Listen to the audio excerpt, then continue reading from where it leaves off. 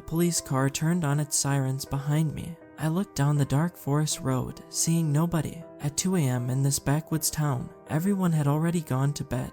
Or was it even 2? My head felt fuzzy and I couldn't remember how I had gotten there. I just remember driving down an endless black road, and before that, I rolled down the window. The police car stayed far behind me. I saw both police officers get out and crouch behind their open doors while they pointed black shotguns at my car. "Driver," the cop on the passenger's side called, "roll down your window and turn off your car. Do it now."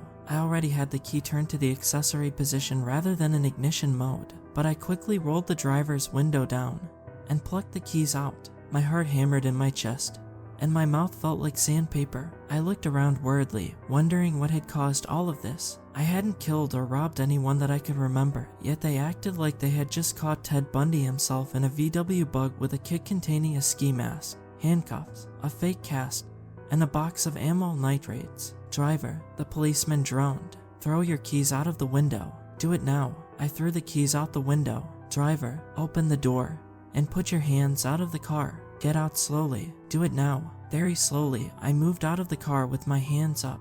"Now, driver, keep your hands in the air. Do not make any sudden moves. Do not turn around. Do not move your hands anywhere near your body. I want you to walk backwards towards the sound of my voice. Do it now." I walked backwards down the dark side of the road, nearly tripping on stones and branches. I was terrified that if I fell, I would be filled with more lead than Flint, Michigan's water supply. At that point, I had so many guns pointed at me that I felt like John Dillinger leaving a movie theater. Not to make light of the situation, at the time, I seriously thought I was going to die. "Dead on your knees, and keep your hands in the air. Do it now." I slowly got to the ground, kneeling. A few moments later, I felt my arms wrenched behind my back, painfully pulling at my shoulder. I swore in pain. "Watch out, that hurts," I cried. One of the cops roughly dragged me up my cuffed wrists, spinning me around to face him. He leaned close to me, whispering in my ear. I could smell the stale coffee on his breath.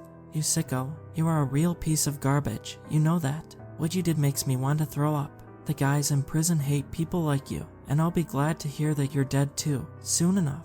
You remember what happened to Jeffrey Dahmer?" He pushed me hard against the hood of the police car. Then they brought me down to the station. On the way there, I thought back on how I got here, only catching glimpses of the truth.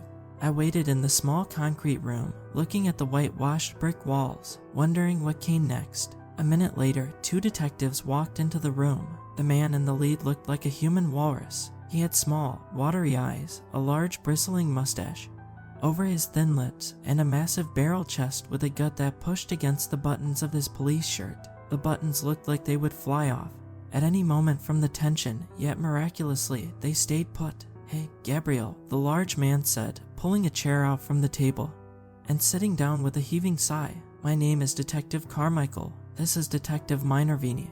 He gestured to the other police officer sitting next to him, a thin, serious man with dark Italian features. "And we're here to listen. That's all we're doing. We just want to hear what you have to say." I nodded. After they read my Miranda rights, they spent the next few minutes asking me basic information, like my address, my phone number when I moved to my current location, how many cars I had, where I worked, and so on. I'm not a stupid man. I know how such things work. The detectives try to get a baseline reading on someone by asking them various trivial details about their lives before jumping into the crime. They notice their body language, expressions, tone, and speech patterns while telling the truth. Sometimes they would bring in a lie detector test, but what they don't tell subjects is that lie detector tests are inadmissible in court and scientifically useless. There has never been any evidence showing a polygraph can reliably determine truth from lies. Countless psychopaths have passed the polygraph and proved their innocence, including the Green River Killer. But this is irrelevant, because the real purpose of the polygraph is to allow detectives to watch the subject's body language during questioning and compare it to their baseline response. Some people get so freaked out by the idea of a polygraph that they begin mixing up stories and sweating, not realizing that their own body language betrays them more than random electrical impulses on a chart. In a sense, the polygraph is more psychological warfare than a machine, a way to fake people out before pressuring them into confessions. "Gabriel," Detective Minervini asked, You still with us?" I looked up suddenly, realizing I had gotten lost in my thoughts, and stopped listening to the conversation. "Sorry, what?" I said. "Where were you today? Give us a timeline of events from the moment you woke up," he said. "Today," I said contemplatively, reflecting back on the worst day of my life. I woke up, groggy from not getting enough sleep. I had worked late into the previous night on a novel I was hoping to publish, vaping constantly, and chugging cup after cup of coffee. Eventually, around 3 a.m., I gave up on editing and decided to go to bed. I looked at the clock, noticing it was only 8 a.m. I got up, showering, and making breakfast, trying to figure out what to do for the day. I had lost my job a couple months earlier, and things had started getting desperate. I had maybe $500 in my bank account, which was all the money I had in the world to pay the rent, buy food and gas, and cover all my bills. I knew I was screwed. Over the last few weeks, I had put in hundreds of job applications. A lot of them were crap, minimum wage or temp jobs that I would only take as a last resort. My phone started ringing, and I looked down at the screen, seeing an unfamiliar number. A surge of hope ran through me. "Hello," I said. Static and chaos carried through the line. I pulled the phone away from my ear. After a couple seconds, a voice started coming through. "Mr. Guardiani," a female voice said. "This is him," I said. "Who's calling?" "Yes, hi, my name is Becky Mayer. I'm the head of human relations for Eyes Unlimited. We do surveillance, and cameras, and security, among other things. I was calling about a potential opening in our company. I don't remember ever applying to any company by that name," I said, confused. "How did you get this number?" "Oh, you were referred to us," she said cryptically. "Or actually, maybe we found you online. Perhaps you put your information on a job posting website. Anyways, would you be able to come in for an interview sometime today?" I asked about pay and benefits, and when she told me the job paid $25 an hour, I said I'd come down immediately. She gave me the address. I wrote it down on my phone and got changed into some nicer clothes. Before heading out, I drove towards the capital, about 15 minutes away. My GPS started taking me into rougher and rougher neighborhoods. Used needles littered the streets, and drug dealers in hoodies stood at every corner, watching cars that passed with hawk's eyes. "You have arrived," the female robotic voice said as I finally pulled into an abandoned slum filled with empty factory and apartment buildings. I looked around nervously. "You've got to be kidding me," I said. "Who would want to have a business located here?" But I assumed the rent must be extremely cheap, at least. I looked around, seeing a sign for Eyes Unlimited in grimy, white letters over a black background. All around it, the sign had hundreds of eyes painted in reptilian, human, avian, insectoid, bovine, and some others that I don't think were from this world. "Weird," I muttered. I looked around, realizing there were no cars on the street. A homeless man a half block away was stumbling around, yelling at invisible enemies. His mind had clearly gone over the brink. Dressed in tattered rags, he looked like a concentration camp inmate, emaciated, his legs and arms like twigs, his eyes sunken like the water at the bottom of a deep well. I quickly turned away, walking down the alleyway that led to the front entrance for the business. I saw a door painted a fresh gold, a heavy contrast to the layers of filth and grime that covered all the walls and windows of the other abandoned buildings in the area. It had a buzzer at the front, a red button that flashed on with an inner light. When I pushed it, a static noise came through the speaker, and then a woman's voice came over the intercom. "Who is this?" she said. I gave her my name, and the door immediately unlocked with a buzzing sound. I opened it and found an empty, half-lit hallway lined with statues and paintings. Some of them were truly bizarre, half-human abominations with reptilian eyes and skin, or ghostly creatures with stretched out, screaming mouths. I stopped to examine one when a voice rang out directly behind me, making me jump. "Do you like them?" A short, plump woman with blonde hair asked. "They have cameras in them, each and every one. No one would ever see them. Who would ever suspect a camera in a work of art such as this, right?" "A work of art," I thought to myself sardonically, repressing a laugh. "I'm Becky," the woman said, walking up to me and stretching out her hand. She looked totally nondescript, a typical faceless office worker in an endless company. She had a thin, white gold necklace with a strange symbol hanging from the bottom. It looked like a Grim Reaper's scythe, with a slashing, diagonal line through it. The white metal of the pendant sparkled over her red blouse, and a sense of trepidation rose inside of me. Something about that symbol. "Hi, I'm happy to finally meet you. I really like these statues. with cameras you have here, I lied. She smiled, absolutely beaming with pride. Yes, thank you. This is a lifetime's work. Each piece is personally designed by an artist. Some are specially ordered by wealthier customers who don't want gaudy cameras all over their property, so they had them hidden within statues and turned an eyesore into an aesthetic triumph, she said. Other times, we even have very special works go up on auction, especially the ones made by Mr. Bauer. Mr. Bauer? I asked. Yes, he's the person you're going to see right now, she said, turning and opening the door. In the next room, I saw a receptionist's desk with chairs for waiting customers or visitors. Potted plants were placed randomly throughout and against the walls, and hanging from the ceiling, I saw more of those works of art. One had a bloody knight carrying his own smiling, skeletal head in his armpit, the eyes dripping from their sockets. Personally, I was not impressed, but I know there's a market for everything. A niche company selling professionally made artists, statues, with hidden cameras, and surveillance equipment inside might appeal to only a small audience. But with enough rich customers, why couldn't they have a successful business? Becky continued to talk about the office and the artists as she led me down a long, thin hallway. Fluorescent lights flickered overhead as we walked over a drab, gray carpet the color of razor wire. As we got to the door, I realized I hadn't asked her the most fundamental question of all. So what do you guys actually do here? I asked. Is this a manufacturing place? She shook her head. No, the artists have their own studios and spaces to work. This is just an office building, she said. We just store them here and deliver them from here. The open position I called you about involves transporting certain works of art to customers all over the region. It doesn't require a CDL or anything, don't worry, but Mr. Bauer will tell you more. She turned, waving. Okay, good luck. I felt I had a much better grasp of the situation now. This business was really just a Halloween store for rich people, and the job itself was just a delivery man. I looked up at the wooden door, seeing the name Dennis Bauer engraved in the door. I knocked. Come in, a high, feminine voice called, dragging the words out. I opened it, walking inside. An extremely fat man sat behind the desk. He had all the hair on his body shaved off. His eyes looked like little pig's eyes. In fact, he gave off a porcine presence as a whole. The pink color of his skin and the way the fat bulged at the back of his neck made him look like some kind of horrible half-human, half-pig hybrid. His chair groaned as he shifted his massive bulk. The buttons on his white shirt looked as if they might pop off at any moment. A glint of silver caught my eye. I saw the same necklace on the man as I had seen on Becky. Looking around the office, I saw more paintings and sculptures with hidden surveillance equipment. Some of them looked like creatures from an H.P. Lovecraft story.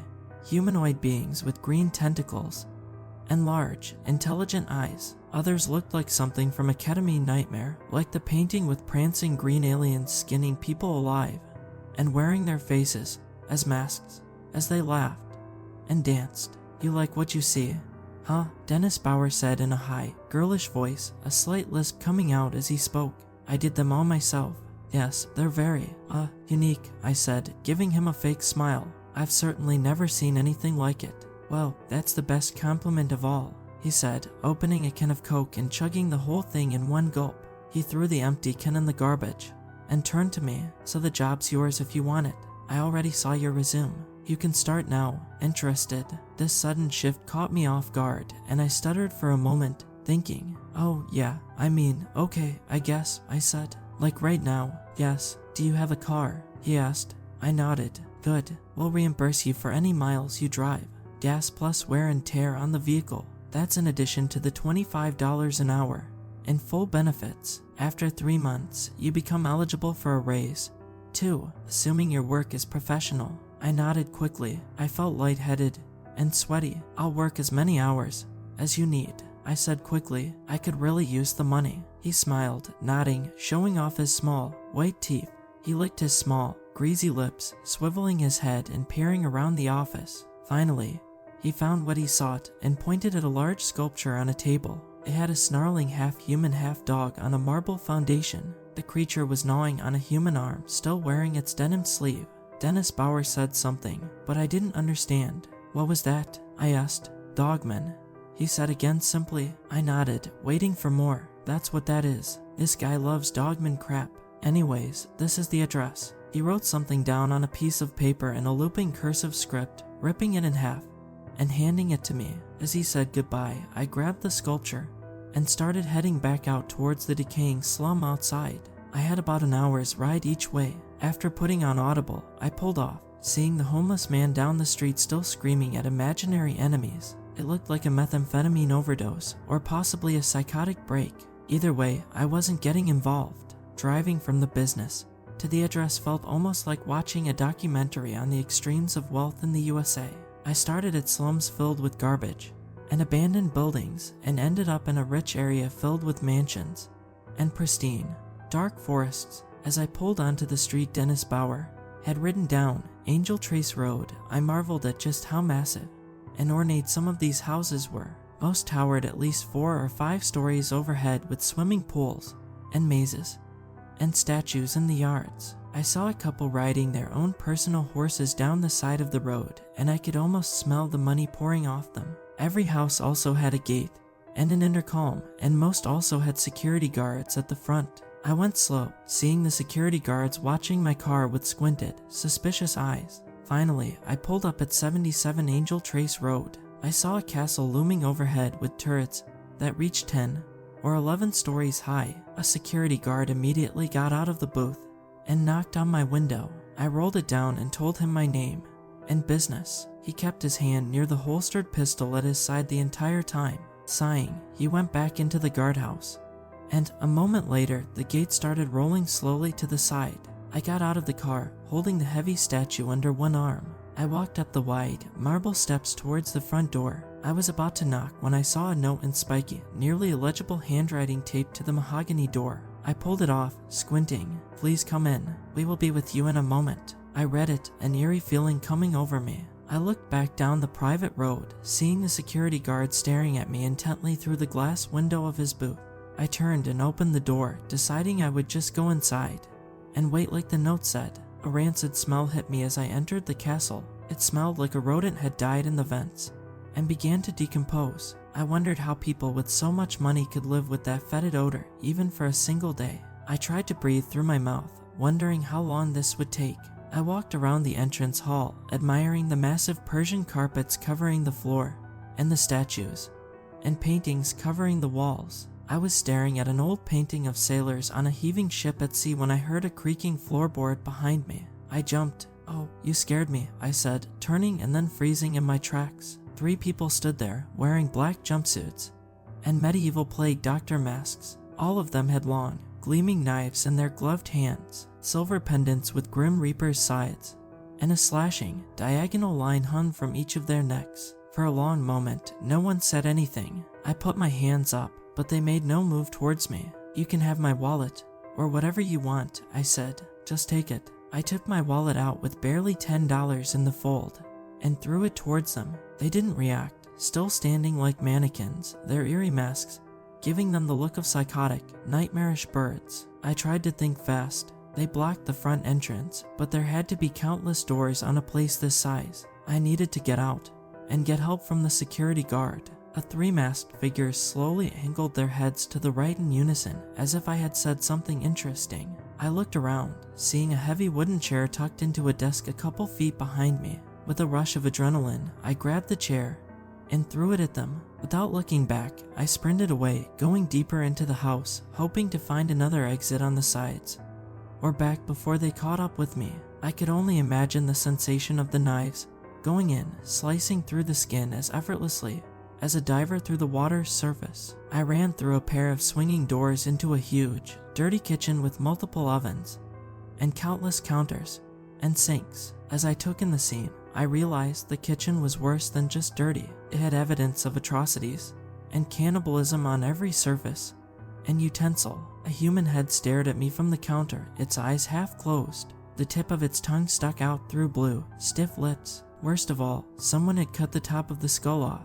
and now the head had no brain. On frying pans with coagulated grease and swarms of houseflies, I saw human eyeballs, tongues, kidneys, and other organs, some of them cooked, some not. Dishes with bones and half-eaten, cooked limbs littered other counters. I saw mice and rats scurrying away as I sprinted past, interrupting their meal in this den of nightmares. Someone stepped out from behind a large, steel fridge. I ran straight into them, catching a glimpse of a black jumpsuit and a gloved leather hand. As I fell, they stumbled before quickly righting themselves. They jumped on top of me, and I saw the flash of a syringe as it stabbed into my neck. I fought, kicking and punching, but waves of nausea and weakness began to run through my body, and my vision started turning black, and soon, I was no more. I came to for a few moments, seeing double and triple images blurring across my vision. I heard voices, as if from very far away. I saw the night sky outside through the window, the moonlight streaming down over the trees. "So this is the new one," someone said in a low, robotic monotone. "Yeah, another lamb," someone responded. "We'll take some of his hair and make sure his fingerprints are on the scene. The ketamine should cause memory problems. He probably won't even know how he got there when the cops finally catch up with him. We might as well frame him for this place, too," someone else said. The voices laughed. "Sure, why not? We've got to find another place soon anyway." I remember going in and out of sleep, having strange hallucinations and visions. Time and space seemed liquid. For a while, I thought the abductors were aliens and that their plague doctor masks were the real skin on their horrible faces. As I sobered up a little, they finally put me in the driver's seat of my car on an isolated side street. I still didn't know where I was or what had happened. I could barely remember my name. I saw night had come. They left. After a while, I turned on my car and started driving. Then I saw the flashing lights behind me, and suddenly I started feeling very sober. I tried to remember how I had gotten there, but the truth kept slipping through my fingers, the memories fading away into darkness. I gave this story to my lawyer and asked him to make sure my family received it and put it online as a way to warn others and try to get justice. Before I did so, I slouched on the metal chair as if a heavy weight pulled me down. The lawyer continued to speak through the round vent and the plexiglass separating us as I wrote my experiences down. "Well, they checked out that building you talked about. This Eyes Unlimited. There's no sign and no business there. No one has rented that space in years," he said. "And that castle on Angel Trace Road has no security guard. In fact, that place has been empty for years. The bank foreclosed on it, and no one has bought it." I groaned. "Right now, you're looking at the death penalty," he said. "The public is out for blood in this case. They're preparing over 20 counts of first-degree murder. There were a lot of people killed in horrific ways, and they only found your DNA and fingerprints at the crime scenes. But I didn't do it," I said. He shrugged. "It's not about what you did or didn't do. Everything in life is power, and who has the will to use it." I felt hope drain from me as I sat there, seeing the future as just a solid wall in front of me, a wall as black and empty as an endless abyss.